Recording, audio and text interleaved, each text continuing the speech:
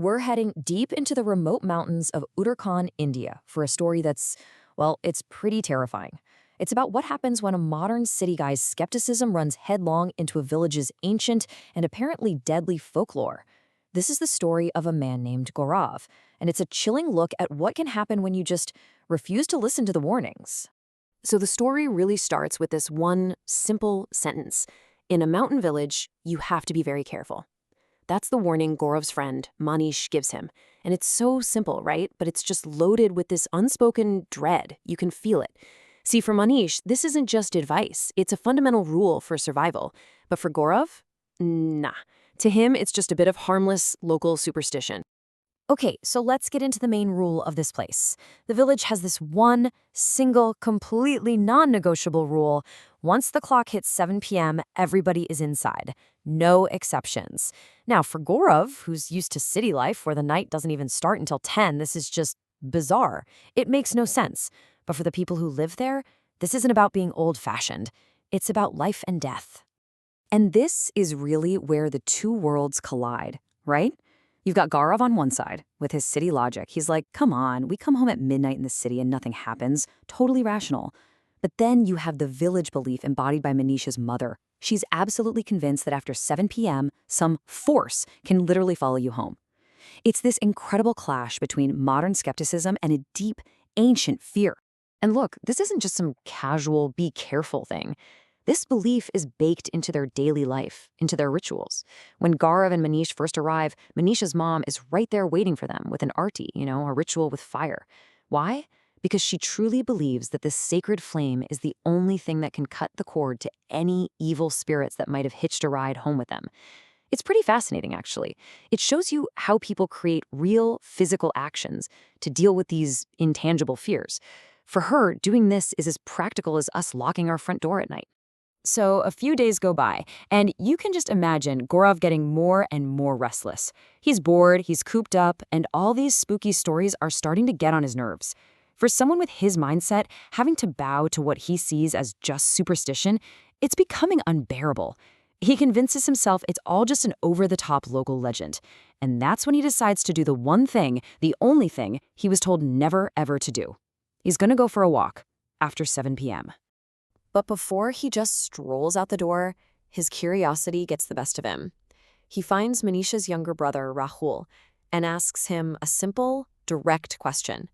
So, seriously, what actually happens after 7 p.m.? He's probably expecting some vague ghost story, right? Something to laugh about later. But what he gets instead is way more specific and way, way more terrifying. Rahul lays it all out for him. He says there are basically two big threats out there in the dark. The first is something called a chalava, which is like a trickster spirit, a shapeshifter. Okay, creepy enough. But the second one, he says, is much, much worse.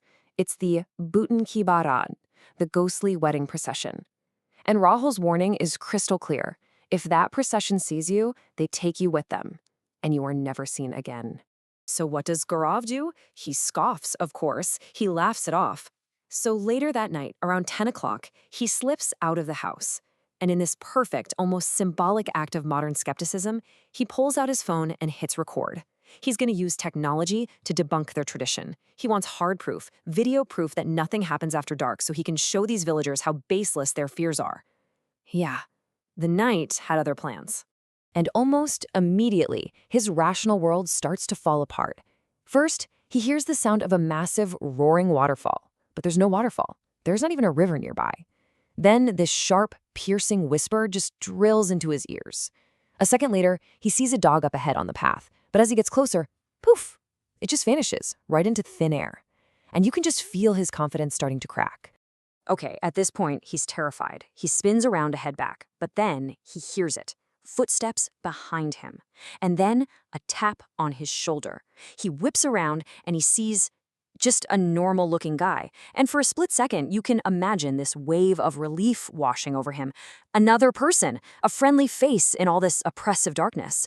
But that relief, it did not last long. Because this normal man's words are just an ice-cold confirmation of everything Rahul told him. He says, a little while later, the ghostly wedding procession will pass from here. If they see you, you will not see the morning sun. Just like that, it's a direct threat. Gaurav, confused, asks the man why he isn't afraid. And the man, he just smiles, and it's a truly terrible smile. And that's when it happens, the transformation. The man's face starts to melt like candle wax. His eyes turn this sick, milky white, and you can hear his bones start to twist and contort into these impossible, unnatural shapes. This is it. This is the Chalava, the shapeshifter from the stories brought to life right in front of him. Gaurav screams, he turns, he runs for his life, but the creature's right behind him, keeping pace without any effort at all. He manages to dive into some thick bushes off the path, hiding, his heart just hammering against his ribs. He's thinking, okay, it can't get any worse than this, right? And that's when he hears it. In the distance, the sound of music, like celebratory music, a wedding band, and it's getting closer. So what exactly is this thing, the Bhoot ki Barat? Well, it's not just a random bunch of ghosts. It's a very specific phantom parade, the ghostly wedding procession. Think of it as a powerful piece of folklore that gives a name and a really scary set of rules to a community's absolute worst fears. And the main rule, the most important one, is absolute. If they see you, a living person, you become one of them, forever. And as Gaurav peeks through the leaves, what he sees is it's something straight out of a nightmare. The flesh on their faces is torn and ripped, their eyeballs are bulging from their sockets, and their feet are twisted completely backwards. But the worst part? Every single one of them has this grotesque, demonic smile plastered on their face. And all the while, that happy wedding music is playing. It's just a sickening, gut-wrenching contrast. Gaurav is absolutely frozen. He's trying not to breathe, not to make a single sound, as this parade of horrors passes just feet away from him. And for one single, heart-stopping second, he actually thinks he might make it, that they'll just pass by. But then, one of the figures stops. It slowly turns its head, and its bulging eyes lock right onto his. And that was it. That was the price he paid for not believing. Gaurav lets out one last scream, and everything goes black. The next morning, of course, the villagers realize he's gone. A frantic search starts, but you have to imagine they already knew. They already feared the absolute worst. It's a young boy from the village who finds him. Gaurav's body is hanging from a tree, and his limbs are twisted completely backward, a grotesque imitation of the ghouls he saw in the procession. His eyes and his tongue had been violently ripped out. The folklore wasn't just a story anymore. It was a prophecy, and it had been fulfilled. Let's just look at how quickly this all went down. At 8 p.m., he's laughing it off, calling it superstition. By 10 p.m., he's outside trying to prove them all wrong. Just 30 minutes later, he runs into the shapeshifter. By 11, he's witnessing the procession. And by 7 a.m. the next morning, his body is found.